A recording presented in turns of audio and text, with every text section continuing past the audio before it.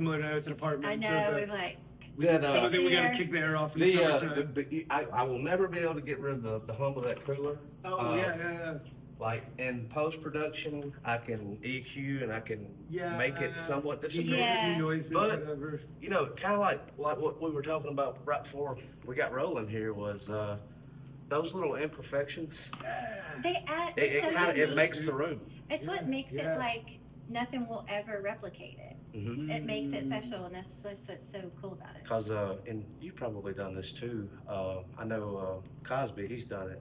But out on Dolphin Island, there's this old, like, I don't know, like a war base, like a fort. Oh, Yeah. And you can, it's not illegal, it's not gated off. You can walk in there and you can kind of explore the halls and the rooms. And one thing about that center block building is the acoustics. And so, That'd be so you know, I've known a lot of people, they'll take their instruments down there and they'll set up That'd and be so neat. make a real nice recording, Yeah. or even like silos, rooms like this. You know, it's just, Yeah, you that can create texture. kind of a, like you said, you won't be able to replicate this. No, I love I think that. that's what's Yeah, so so special personal. about it. I love that, man. Well, Righto, you all ready? Are we? Yeah. We're seated good. Is this where we are? Yeah, we're good. Okay. Everything's Awesome. on.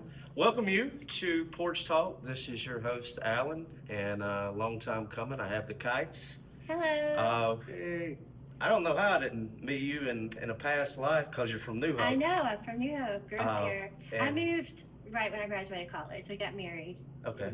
and went to Oxford. Well, not a bad move. I like the scene up there, but yeah, as soon as I was old enough to drive, I hung out in New Hope. So it was probably a span nice. from about 2005 to 2011 was, you know, my high school days and early Yeah. college years, formidable years. I was hanging out in New Hope. That's where all the pretty girls were. I'm telling you, it's true.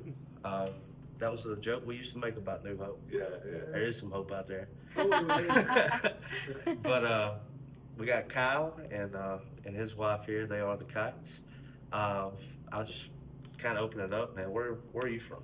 Where'd you grow up? So I'm a military brat, and so I was born in Louisiana, grew up in New Orleans for a little bit, and then moved to Florida and Japan, and then Columbus. My dad was at the air base here, and then I went to Ole Miss, and then stuck around Oxford, and we live there now. Righto. Wow, Japan. Yeah, Japan to Columbus. it's a little bit Quite a different. shift. A little different. A lot of difference. Yeah. Well, always kind of. I don't really consider Florida to be the South, but kind of always in the Right. Southeast. Panhandle, Yeah. Panama City. It's kind of Ooh. Floribama.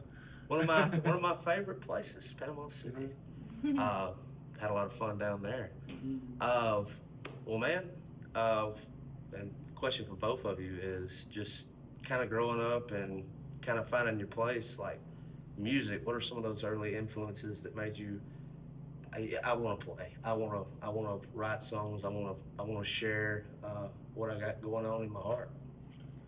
Church was it? I think for both of us growing up, we grew up in churches that had like music programs and stuff, and that was my first. I think your first foray Yeah. into music Children's and singing. choir. Yeah, that kind of singing thing. especially. And so for me, a lot of it was church music. But then I also had older brothers who were into '90s grunge and the alt world of the '90s. And I loved pop music and and that kind of stuff. And so growing up, a mix of like church, '90s, and pop were probably like the biggest Yeah, I feel like influence. the radio Yeah. for me, like just growing up in the back seat, living. When I grew up when I was a little kid, I lived in New Orleans, and we would always be driving around to, baseball practice or piano lessons or whatever. And so like the radio, I can't remember if it was like Magic 105 or something like that in New Orleans was like the today's hits and yesterday's favorites. Yeah. And so like everything from like Cat Stevens to like Pat Benatar or whatever, just like pop radio stuff was, I think. Yeah, 93.3 here. It was like, oh, this Yeah, is all Sunny I listen 93.3. to. Yes. Growing up. Well, one thing that really kind of gravitated me to y'all and the sound and the style of writing that you have is it really reminds me of some of my favorite bands coming out. It would be like Switchfoot, or even like Crowder Band, Mhm. and just more into Christian circles, but also like you got a positive, uplifting message. Uh, the sound is it's kind of alternative. It kind of comes from that same kind of area, Yeah. that vibe. And you know, when y'all showed up at Munson Brothers just to play that open mic after I heard one song, I was like, yeah, they're getting booked. Oh, that's awesome. That was really good. You talk about influences too. Yeah. I had an older sister, and she let me borrow her Weezer's Blue album when I was in The one. like 3rd grade, and I feel like to this day I'm trying to chase that. I'm trying to chase that Yeah. high. I think. They just celebrated, I think it was 20, it might have been 30 years of the Blue now. Probably, yeah. Oh wow, that's wild. Yeah, and still to this day, if you go see a Weezer show, Blue Album was their first one, Yeah. and they've probably done at least 10. I think they've done Every Color on the Rainbow now. Something like that. Yeah, Yeah, yeah. And then you know, Pinkerton, and which oddly enough was their second album, Yeah. and so the follow music up. critics really cracked all over it. Like, Yeah, it was. But- It's had a weird life. Yeah. but now it's on the high. It's like Yeah. a lot of people are like, Pinkerton is the one. It was like reassessed. I don't remember what year it was. Yeah, because at the time, like it was, kind of ripped apart and being a little self-indulgent or whatever. And I think they were embarrassed. But then, like, yeah, it was reappraised kind of in like the 2010s or Mhm. something, and everybody was like, "Oh, this is actually really amazing. This is really Yeah. good." Eventually, like Death Cab for Cutie and Yeah. Florence and the Machine and like Imogen Heap and like Sufjan Stevens, sort of this Yeah. fusion of some of that world. I hear was that highly y'all sound. influential. I think a lot of Yeah. I love like thoughtful pop music. Yeah. Like music that is, because I think a lot of times, like radio pop, it's just kind of dance music, which is great. Like it's maybe not the most deep lyrically, and it's kind of accessible and dancey and fun. And then a lot of times when people get thinky with their lyrics, I think they also get maybe inaccessible musically. They get like I love Radiohead, but that's kind of the Radiohead vibe, is music that's not everybody's cup of tea. And I like mixing together songs that are kind of accessible, toe tappy, but have lyrics that are a little deep or Thoughtful. needy or whatever. I think they Yeah. like Def Cab, or I think Yeah. of people like that. And yeah, I would say Radiohead and even some Def Cab or even Postal Service songs, like you said, like Mhm. the accessibility of some of it is kind of, it will go over a lot of heads. Mm. Yeah, yeah. Um, Yeah, Bluebirds is yeah. You know, like Your amazing Heart is an Empty songwriter. Room is one of my favorite Def Cabs, you know. Yeah. so good. Like just, man, Ben, you know, he's just a phenomenal writer. His writing So is good. insane. And that was another thing is like, or even if you go back to like our time period of kind of growing up, you would have like an Outkast, Hey Ya, or even you would have a lot of these pop songs that are, you know, take Pumped Up Kicks, you know. Yeah. Like, that's about Yeah. Columbine, Dark. but Yeah. you're gonna be bobbing your head. Yeah. You want to move, I love but it's I a love dark it. song. Yeah. Mixed together. Yeah. Like I love really sad. Like a sad song played sadly sometimes feels kind of on the nose, like a hat on a hat. But like a really dark song played, upbeat and skippy or whatever. I think I it's don't know really if y'all- interesting. I don't know if y'all ever would like we would be riding around like just listening to Outkast, Hey Ya, or just Ooh, any of yeah. their music, you know. But particularly that one, never really paid attention to the lyrics. But it was a It's heavy. Yeah. it was a cat named Obadiah Parker. Yeah. I was just thinking about that. And when he Yeah. did that kind of Makes acoustic you hear folky, it, and you yeah. actually hear the lyrics, you're like, oh, it's about divorce. It's You're really- like, this is it's heavy. sad. Yeah. I love. Yeah, when somebody can recontextualize like a cover, especially, they can then make you like see the song. Talk about Ben Gibbard. He did a version of the band Always has this song called "Marry Me Archie." It's kind of like an upbeat pop indie song, and he did like a really down tempo piano cover of it. And it was the same thing where I, for the first time, was like, oh, this is actually kind of a sad, heavy song. Kind of Mhm. it points it out or whatever. Yeah. Right on. Well, just kind of, we talked a little bit about influence. Y'all are together, you're getting out of college. During college and while y'all were dating or even engaged, was music something that y'all always shared together? Yeah, since the beginning, since like before we like right at the start, Yeah. we realized we liked singing together, and that became like a special part of our relationship and a big thing that we do. Yeah, we've Yeah. always. I started playing guitar. We took piano lessons when I was a kid. I definitely started playing guitar not insignificantly because I thought girls would like it. He wasn't wrong. Like that draws you. I feel like I was like, to be like, this will be cool or something. And so, but yeah, once we started a relationship, realizing like her voice is amazing and being like, oh, we can do this together. And so we've never stopped. Well, I mean, like, just difference between whether it's piano or even a keyboard. Like, one thing about guitar, like anytime I walk into a music shop or someone's asking me about music, to me it's the accessibility.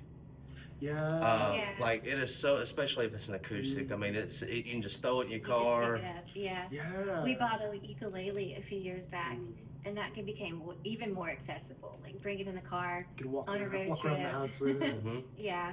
Yeah, it's one of those great instruments to where, like, if there's an idea, it's just, you can quickly. You just get it Get real it out. quick. Yeah. Yeah, I heard somebody say years ago, I think it was about photography, but they said like the best camera is the one that's there, like the one that is accessible. And I think instruments wise probably as well too. The best instrument is the one that's like at hand, so you can just get it out. I'm this way, in my room where I got my laptop, my tablet, and one thing that I've kind of learned, whether it's working on the podcast or writing, and it could be just poetry, it could be like trying to do lyrics, but I've noticed about myself is whether it's going to be me playing electric or if it's me playing on my acoustic, if it's not sitting right there, it's kind of like that camera thing. Yeah. I'm not gonna get if I put it up in the case at my house, it's Yeah. gonna be in that case till it goes back out the Till you door. leave. Yes. At the moment, we keep the acoustic in the case and just the electric out, Mhm. and just an unplugged electric is largely what gets played. Yeah, I've written Yeah. like, I've written my past And written probably on, yeah. 10 songs on that because I just leave it like leaned up against a wall in my bedroom and just grab it. Again, what's accessible. Yeah, I'm finding that. I mean, like you really nailed it with that photography thing, like with the camera. I mean, that is exactly how it is. Yeah, Our- I love even that idea, especially even with the kind of gear lust. I think it helps that too. That it's like the idea of like make amazing art with whatever you have, whatever the tool you have already. Just like because that challenge. There's an old phrase of like was it constraint breeds creativity. And so, like, there's always the dream of, like, oh, if I had this guitar, if I had this laptop, if I had this camera, what if I could do great stuff? But going, look, I've got what I've got, and saying, like, kind of the DIY thing of, like, what can I do with what I have? that's been, and I'm thankful for it. Like just to Columbus or even like this surrounding area right now, and I'm sure it's like this everywhere. I'm not saying that this is the exception, but we have a brand new wave of teenagers and people in their early 20s, and they're really into music and they're playing. They're coming out to the open mics. They're not just playing covers. They're writing. They're trying their own material. Yeah. And they'll hit me up and like they're talking to me about laptops or even like interfaces for recording and Yeah, equipment. Yeah. And I said, "What are you talking to me on right now?" Mm, And I was like, "What?" I said, "That phone in your hand, like." yeah. If it's an iPhone, you got GarageBand, or even you can Right, use yeah. the voice notes. If it's Google or if it's an Android, you've got pretty decent recording software with that. And I was like, so impressive. what was her name? Phoebe? Yeah, Phoebe Bridgers, where Oh, it was yeah. during COVID, and she just, Yeah. she has a record. I mean, whoever, RCA, whoever that is, she could have went to the studio, sure, but she sat in her bedroom and like There's made so the much best you can COVID do. record Yeah. with just what she had. I love that. It's like, Mm. there is nothing wrong with like you capturing this idea or this song on your voice memo.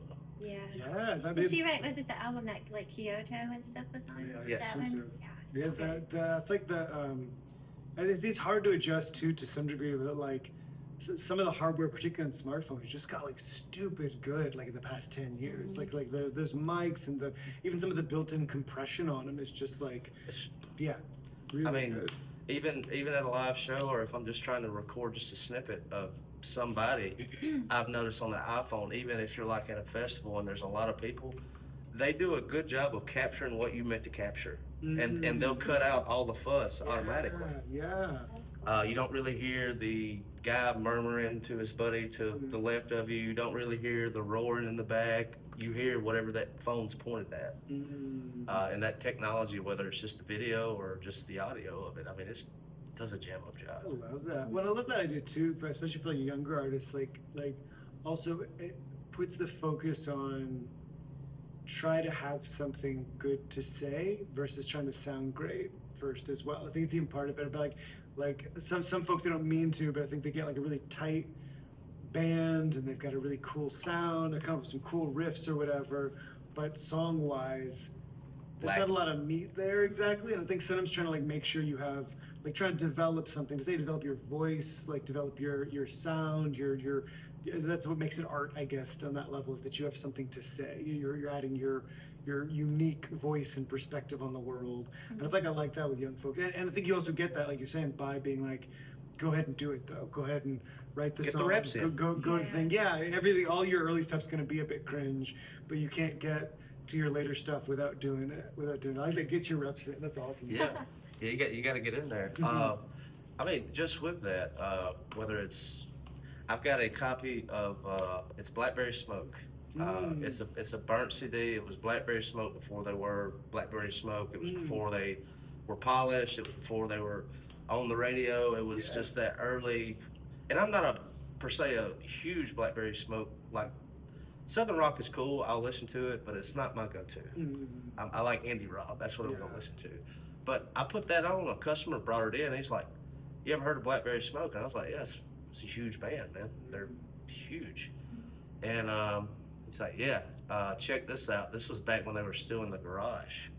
And it's so raw, and it's like, whatever happened to that? Yeah, You know? Yeah. And it's even like with some of my favorite bands, it's like I go back to the earlier albums, and it's kind of like even with a songwriter, you kind of get to that point of your first couple albums, like what you were talking about, the meat, the textures, the context, your songwriting is good, the melodies are great, the music is amazing, and then your 2 or 3 albums in, the music is still good, but just the quality is like, I can't connect to you on a personal level now because you're touring and things that you're talking and singing about, I don't get. Yeah.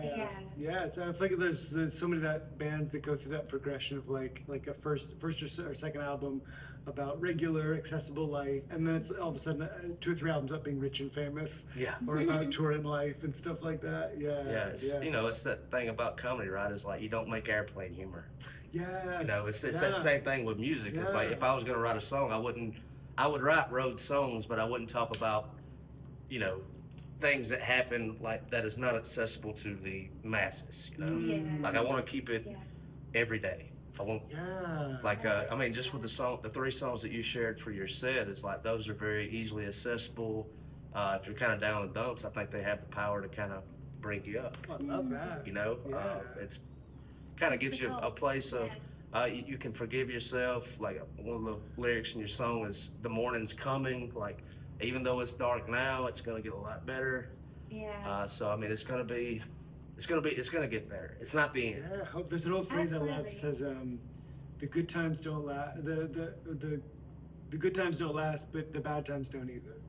And if there's something neat about that, if you're going through a good time, it's not gonna last. Enjoy it. If you're going through a bad time, it's not gonna last. The thing's gonna come around. And you're gonna need those bad times, man. Because then you don't accept the good. Redemption. That was just part of the world we've inherited is busted. But I love that, and so there's no avoiding it. But so you have those 2 choices of despair and hope, right? You have like, or even particularly think like, kind of nihilism or like redemption or something like that. You can just lean in and be like, everything sucks, everything's broken. Or you can say, kind of again DIY, kind of how do we make something good out of bad? I love that. Like it's kind of problem solving. Yeah. It's kind of cliche at this point, but there's this like Japanese art form called kintsugi. Like the idea where they'd like take a broken piece of pottery, Fill it with gold. and fix it with gold so it's more valuable for having been broken. And it's so simple but so beautiful about taking like, I've got what I've got in my life or situation or art or whatever it is. I think, okay, there's an old Ernest Hemingway line where he said, "Now is no time to think of what you don't have, but think of what you can do with what there is." I love that. And I'll tell you, like Def Cab for Cutie, Kintsugi, that album, it's one of my favorites. And this was back probably 2019. Porch Talk it'd been around for like a year.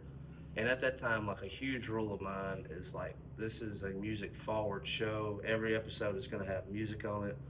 Through the years, I've made exceptions. Like if I'm talking to a musician and it happened to be a Zoom call and I didn't have any of their music, out of respect for them, I wouldn't play somebody else's music.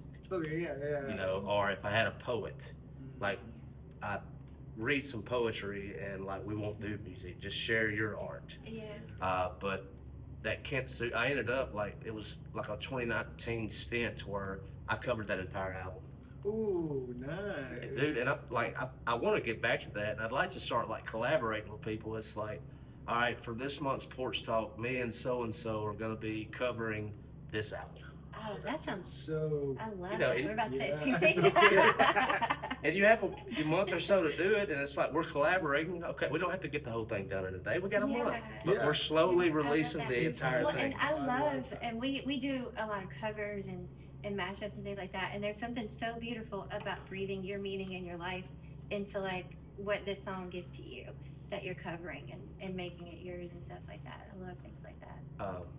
Y'all familiar with Management MGMT? yeah, Yeah. yeah. So Garrett Oswald, he's a think 90s country, like Yes. just my style of like it's not pop. This is like legit country. yeah. And he covered Electric Feel by MGMT. Oh. But it was country. Countrified. Oh, that's And I was, and when he awesome. got done, I was like, I thank can God. hear And he that. did that for Porch Fest. Like, that was one of the first songs that kicked off love Porch it. Fest.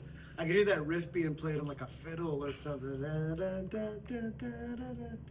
Oh, that's so cool. It's, ooh, girl. You know, he kind of slowed it down. Yeah. Caught me up in Electric Feel. You know, I was like, dude. That's I was cool. like, and that kind of opened up Porch Fest, and I was like, good luck to whoever's following now. We say Electric Feel too. I think I'm You thinking think kids. Yeah. Electric Feel. Oh, that sounds even better. I love that. That little. It has a riff that. Yeah. Yeah. Yeah. Oh, that sounds awesome. Yeah, and speaking of bands, like, you know, that first MGMT album was incredible. Yeah. And then the second one was so bad that they released a public apology for it. I remember that. And I was mean, like- it's similar. Like again, they even kind of like Time to Pretend was even a little like winking at the like celebrity, Yeah. like opulence thing, and how it's again kind of boring, being like a bunch of rich people getting wasted and having affairs and stuff like that, and Mhm. they're just being like, oh, this is kind of boring as a subject matter. Yeah, man. So tell me a little bit about today. You know, I met y'all came out and supported an open mic. I guess y'all were probably in town visiting family. Just so happened to be the right day. We had the singer-songwriter contest at Munson Brothers come up, and like, I wasn't a part of the judging committee, but I was a part of like the front end of it, to where I heard every song that was turned I in. wonder Cool. who. But I was had part of that. I didn't have any place in like who made the next round. Like Yeah.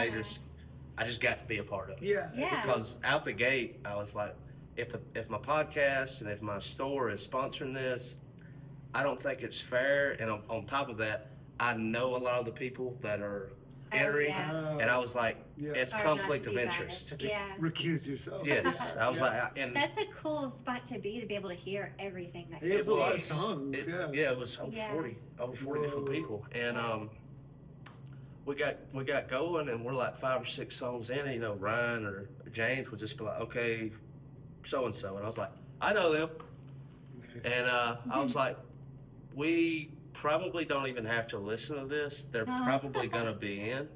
And you know, that happened a lot. We would sit there and listen to it anyway, and they were Yeah. like, we're 30 seconds in, and like James would pause it, and he was like, is there anybody on this list that you don't know or haven't worked with? And I was like, there's a few. No. There's a few. Yeah. I was like, that's why I'm not a judge. Yeah. Right. I'm just here like telling you. I was like, that was gonna be cool. That's awesome. But and then when it came time for the ones that got to move forward were in, and everybody that made it, I knew they were all gonna be. It wasn't no shock to me. Yeah. And then the final came out, and I saw everybody's live performance, and right when you got up and performed, I was like, that's it. That feels really good. Yeah, man. It was I fun. mean, just like first time I saw y'all live, or even that day, it was just leaps and bounds, man. It's like Oh, you could thank tell you. that you had put the time in, and like the art was there, the songwriting is there, and like, you know, just every now and then, it's just you can tell that. What is that? I don't know. confused. Somebody is. See, it happens. Not sure if it's closed. Yeah. I guess. You see it says closed on Sundays on the door there? He's figured it out. He's figuring it out. See, that happens. Oh, no, in fact, It's not over. Let me see. We need something. We're good. We can fill the air. Yeah. I can feel. Hey, what's up, we are closed. I'm doing an interview, and then we'll do live music at 3. Yeah, but doors will be open at 3. Yeah. Love that. Keep Uh, it alive. And see, and that's a big thing. And like before y'all pulled up, I was standing outside, and I was just talking with a friend of mine. He had come over. The church crowd, they ate at the restaurant right here in front. Afterward, yeah. And one of the guys just, I don't know if he had stayed at the hotel or if he was parked there or whatever. And he walked over there to me, and he said, "Can I come in and buy a bottle?" I said, "No, sir." And he said, "You can't or you won't." I said, That's great. I said both. Yeah, I'm not going Yeah. to, and I wouldn't. And he said, "Why?" And I said, "It's illegal." And I said, "You buying a $15, $20 bottle, is that worth me like losing my license, Dude, losing my business?" No joke, Yeah. And he's like, "Well, I'm not going to say anything." And I was like, I don't know that. I'm not gonna say it. It's like, I'm good. Look, I was like, "I'll be open cool. tomorrow," It's fine. you know. Yeah. And he's like, "Well, where can I go?" And I was like, "Nearest place, Tuscaloosa." The Sorry. next county or whatever. Mhm. Yeah. And it's not, and it kind of stays in that county thing, but it's kind of like what you were talking about with Oxford. Mhm. It's, you have to, like Northport and Tuscaloosa side by side, right? Mhm. You can't buy liquor, or beer on Sunday in Northport. Okay. But- yeah. Tuscaloosa, college town. Yeah. Can't. Yeah. Yeah, Oxford had a weird thing. I can't. I mean, probably it's still this way. I can't remember where it's like, it was a wet town and a dry county, or That's what- something that's what like this that. is. That kind of situation. Yeah, and even where at one point like. There was always that liquor store like right across the county line Yeah. in like the next county where the folks would go to. We had this beautiful thing. That's where we went as teenagers to get our booze in this area. But it was right on the Tuscaloosa Fayette County line, Mhm. and Fayette County was dry. At this time, Pickens County was dry, Mhm. and Tuscaloosa was wet.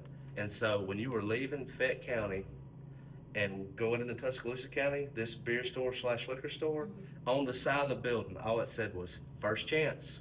First just. And then when you Welcome. were coming back on the other side of the building, when you were entering back into Yeah. Fayette County, last Last chance. chance. Chance. That's crazy. And if you didn't know any better, you're like, "What are they talking about?" Oh, it's the last possible chance you are to go and get some booze. That's wild. It's funny. It's funny. It feels like one of the last.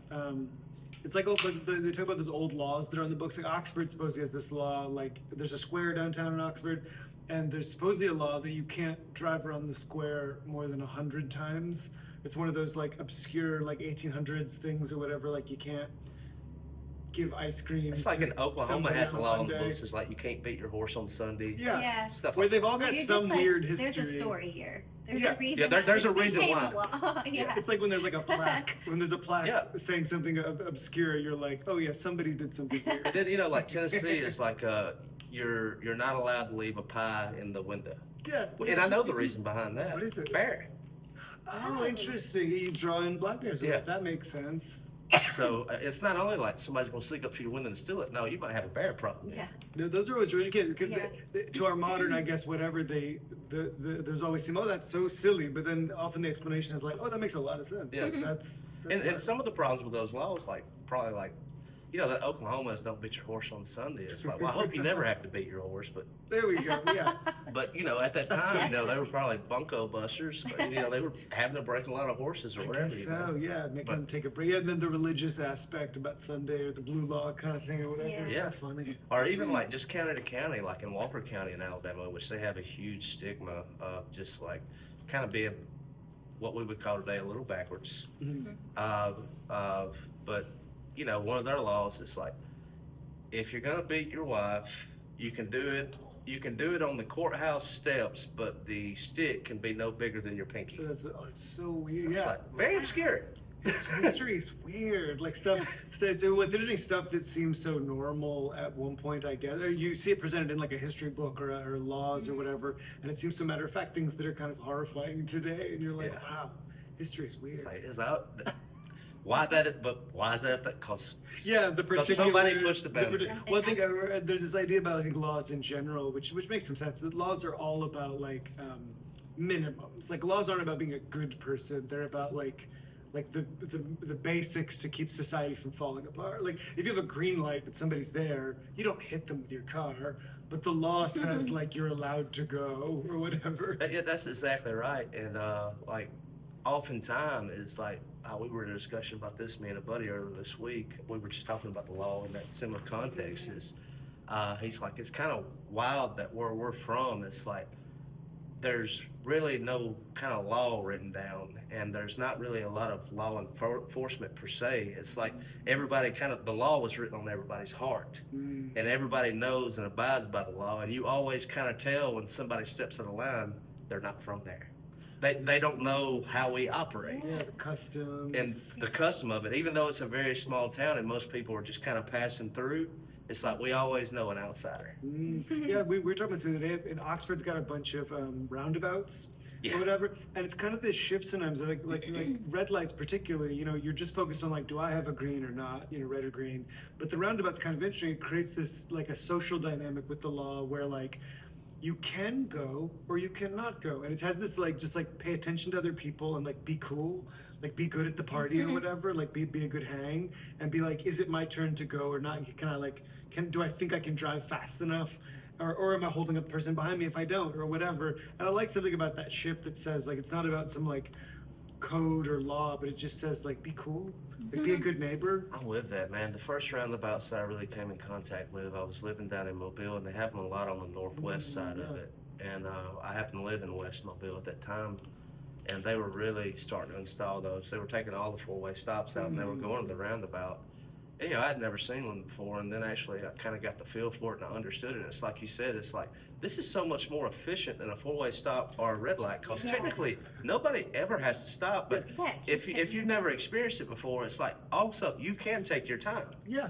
Yeah, If you're a little yeah, if you're a little it's more like adaptive. conservative with your driving, if you're not quite sure, whatever, you can take all the time you need to get a nice. But if you can squeeze in a tiny gap, you can get on shoot your together, shoot together. Yeah. And it kind of works out for those people who are just always in a hurry. It's nice. I like too. I mean, even if you do get in a wreck, then it's all like side swipes, not T-bones or whatever. Like, which reduces some kind of injuries or fatalities. Whether if worst case you're gonna kind of scrape against each other, but you're not. There's much less likely that you're gonna like head on. Yeah. So I wanted to take a step back, and we'll go to music for a time. And I know we were talking a little bit about the singer-songwriter. That's where we were. Yeah. But since then, and y'all mentioned like coffee shop gigs, which like for y'all, that would be the perfect thing for like where I would want to hear y'all play.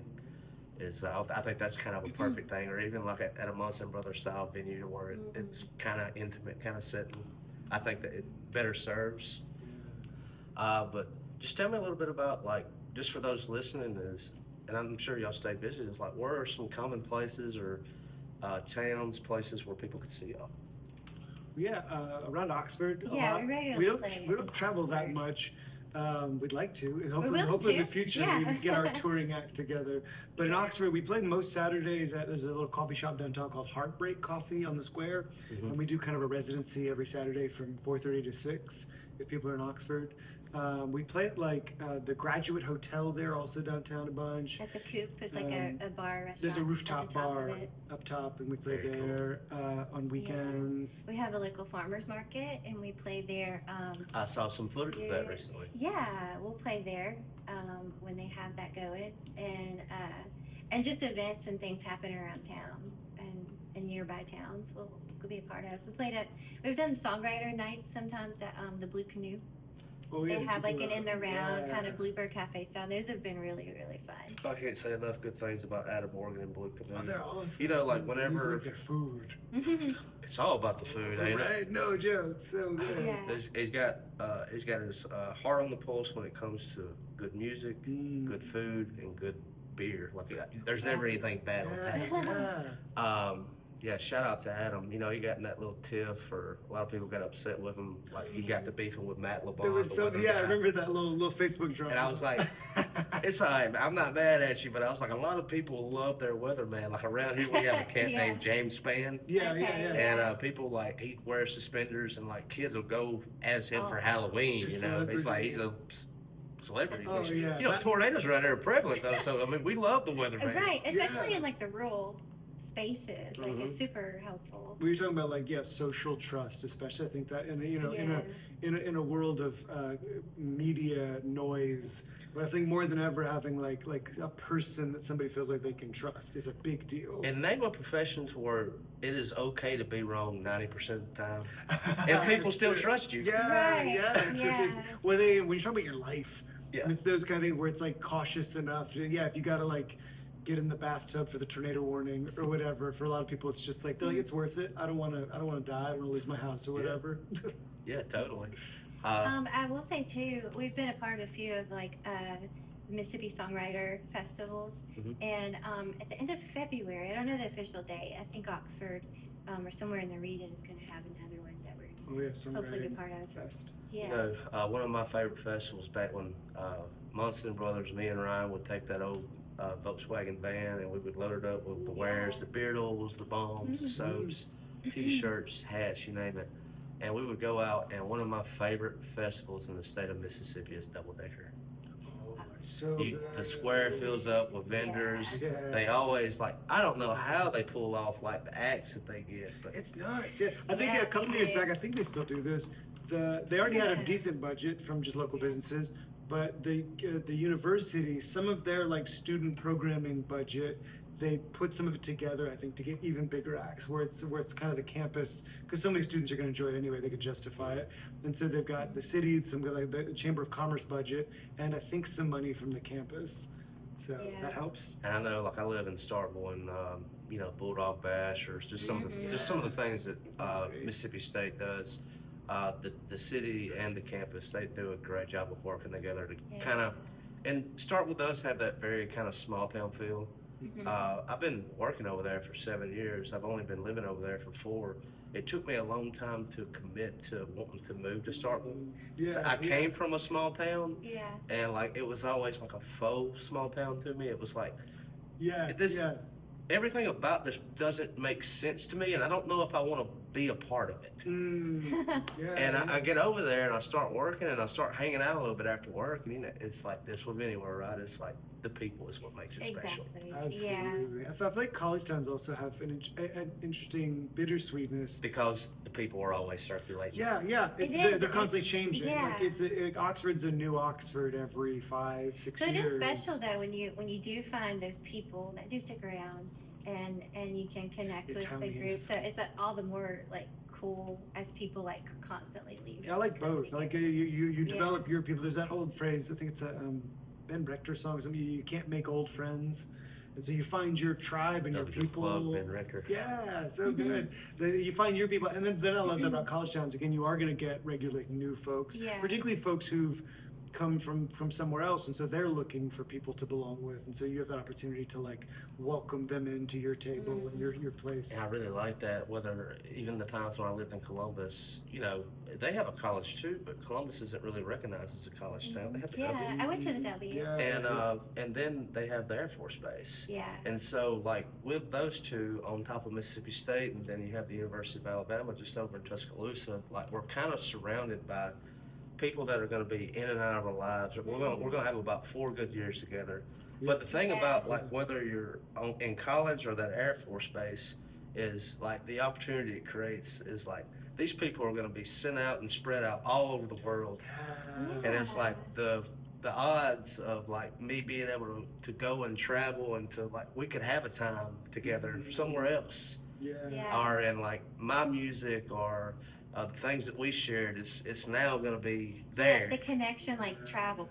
I love the Same. one of the neat things of social media now that like when once upon a time when you connected with that person, if they then went back to Denver or wherever, you it would be difficult to keep in touch or whatever. But now, depending on how you use your tools and your phone and whatnot, you can kind of stay Mm. connected with the lives and the people of people all over the planet.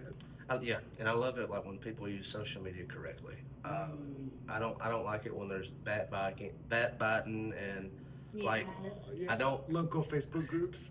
Yeah, like I like it when friends of mine that have moved off, when they're sharing people or sharing big life events. They're sharing about just their accomplishments, their job promotion, we just had a newborn, or just updates. our life updates. Yeah. I like that. Mhm. Like when you start like arguing over politics or even your local the sport drama. team, or I was like, Yeah. hey, cool it, Benson. It's like when have you ever changed anybody's mind by Yeah. I'm a staunch Republican? Well, that's great, but like if I'm a Democrat, like that's not gonna help you. Yeah. Like you're not gonna This win me over. forum's not gonna. Yeah. This is not the help way. That. Yeah. It's not. But It's people not great won't for stop. discourse. Yeah. Yeah, like Oh. there's no discourse when you on that level. No, not really. Words are it's so it's reductive to the point of being like dangerous. Like it's so reduced. All you're gonna do is call each other names.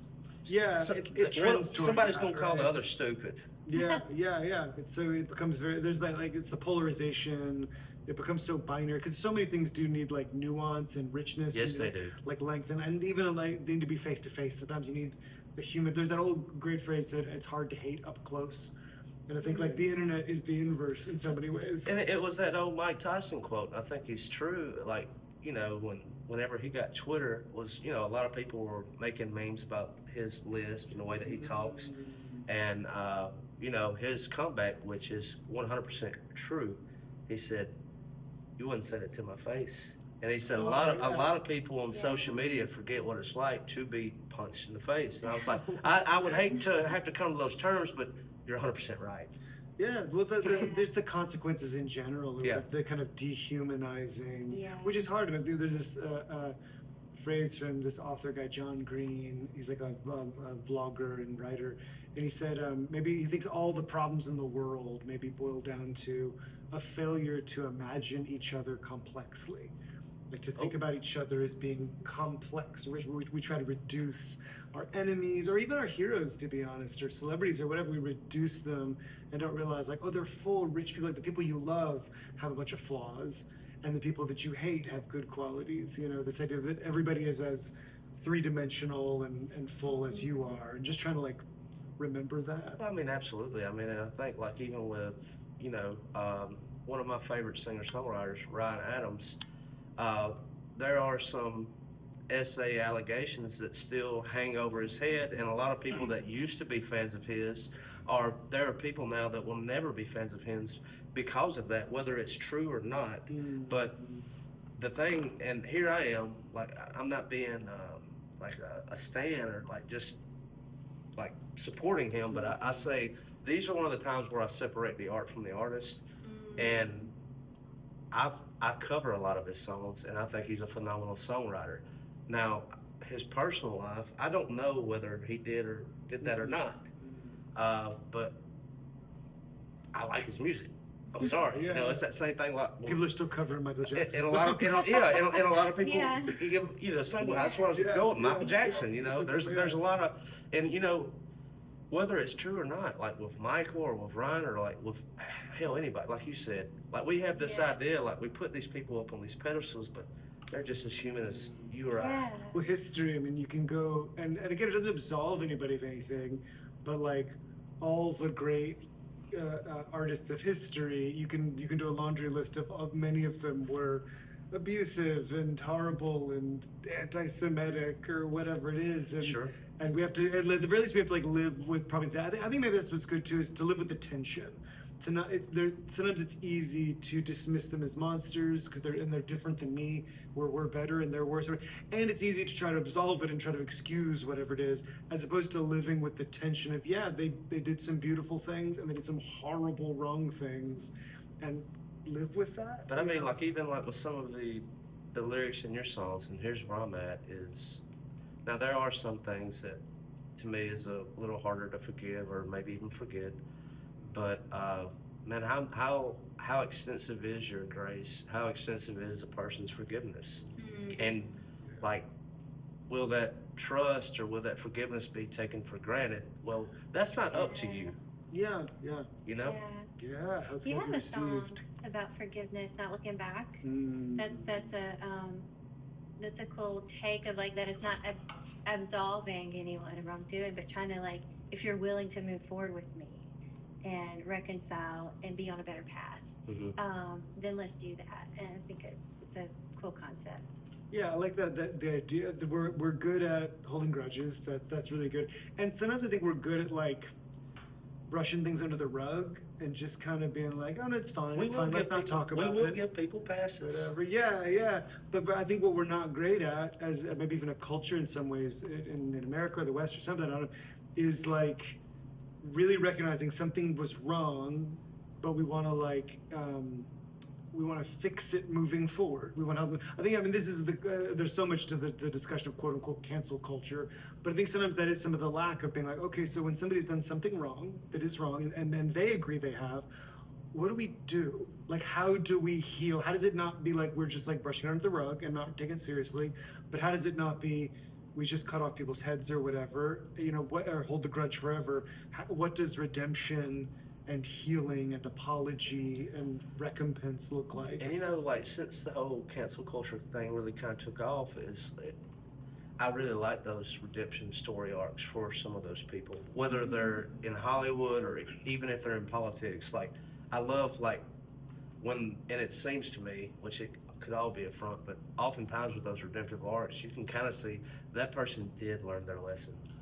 And they are apologetic. Yeah, I heard somebody like say years ago, just simple, but that like the core of a good apology is like, it's like three things. It's like it's recognizing what you did wrong, it's genuinely feeling bad about it, feeling affected by what you did, recognizing, and then expressing how you're going to change it moving forward. And I think especially that last part is really key a lot of times for victims of people's behaviors, saying, here's how I'm going to change and grow and how I'm going to. I feel like that's what's lacking sometimes and is the key.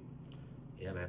Well, it seems to me that people are beginning to pull up and get ready for the show. Nice. I wanted to ask y'all 3 more questions and we'll walk it out. Thank you so much for your time. We'll have to do this again. Thank you. This is great. We have a ball, man. I did. Did you have a ball? Yes. So, first question for y'all is, this is something that's constantly on my mind, and I tinker with it, I toy with it. Heck, it even writes a transcript for the show. Is AI. What are your thoughts? Yeah. Hey there. Hey, Hey, we're wrapping up the interview. You can come on in. You can come on in if you like. I'm sorry. You're good. Uh-oh. Shit. Uh-oh. Sorry. You're okay. You're okay. But AI. Yeah. Oh man.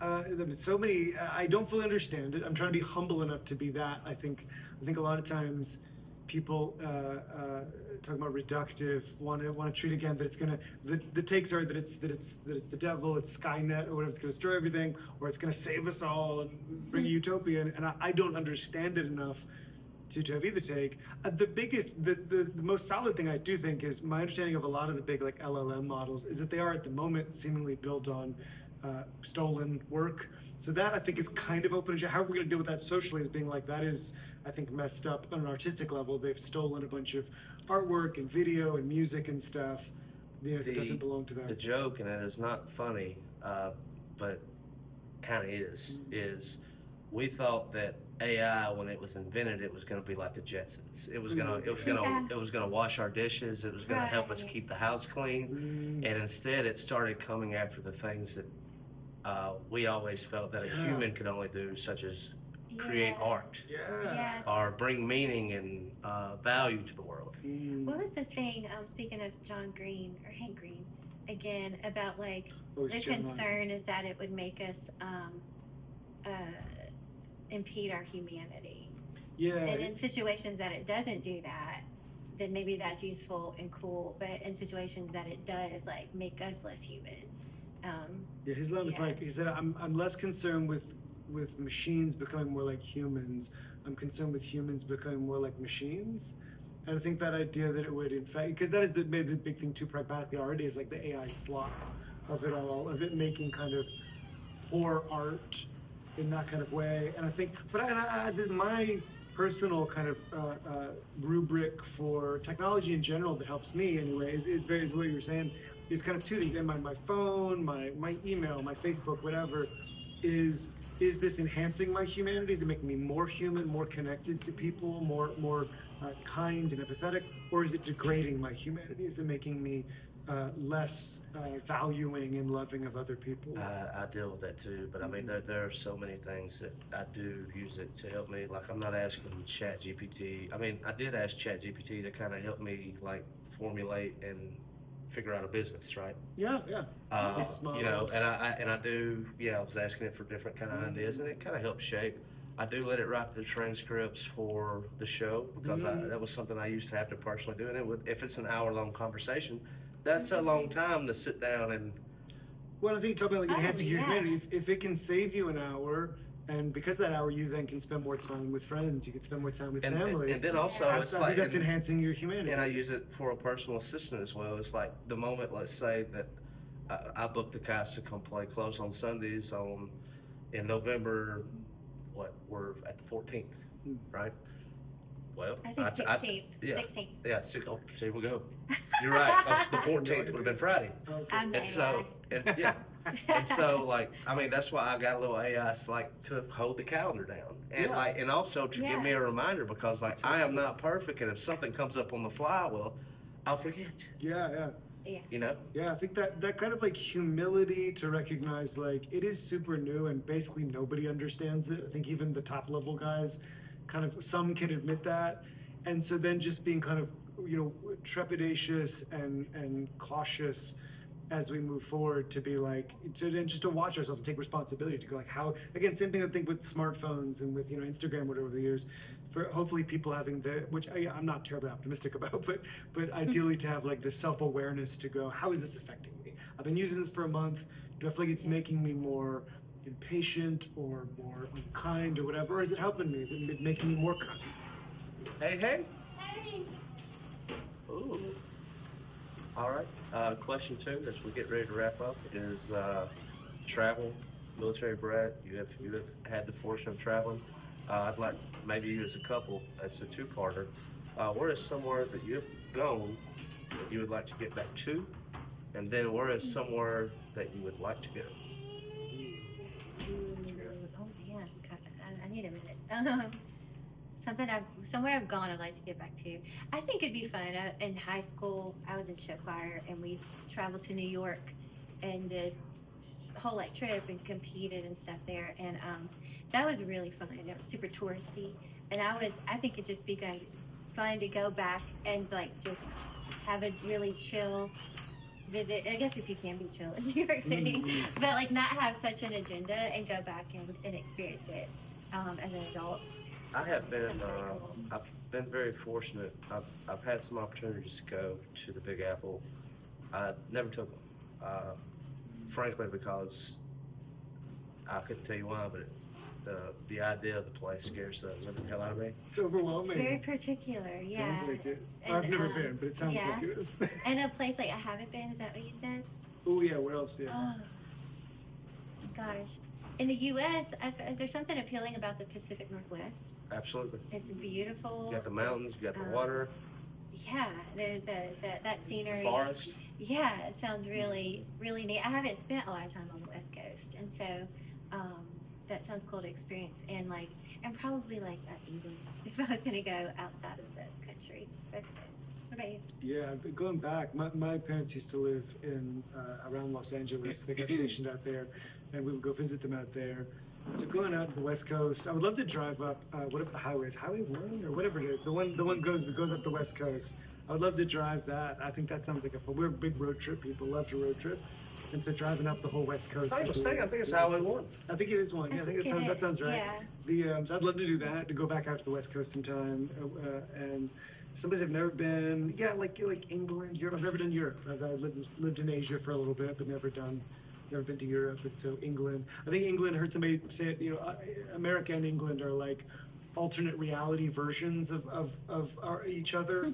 Because if we came from the same group of people and yet we are different, and so it's kind of like you get to see like a different version of us. And to me, just like with all the friends that I've made from there, it has the same energy as a rivalry game in sports. Yeah, yeah. Like, it's always an across the pond talk, and then like whenever they start getting after us about something, it's always really to throw the tea party in their face There or we go. something. Yeah. It feels like a cousin Yeah. kind of relationship. I Yeah, like it's that. like, why is it always raining over there? Why is your food not that good? Yeah. Blood sausage, really? Yeah. All right, last question to walk out the door. For those listening and watching, where is the best place to kind of stay tuned in with what y'all are doing? The website, social media, where are y'all most active? Instagram. Mhm. And our Instagram is the whole phrase, it's the kites. Yeah. And so we're trying to get that going and keep that posted. So if you want to know where we're at and where we're playing, you can check out It's the Kites on Instagram. That's the Right. best place at the moment. Well, this has been the Kites. So, thank y'all. Thank Thank you. We got a That's show been to do. awesome. Yay. All right. How y'all doing? All right, how you doing?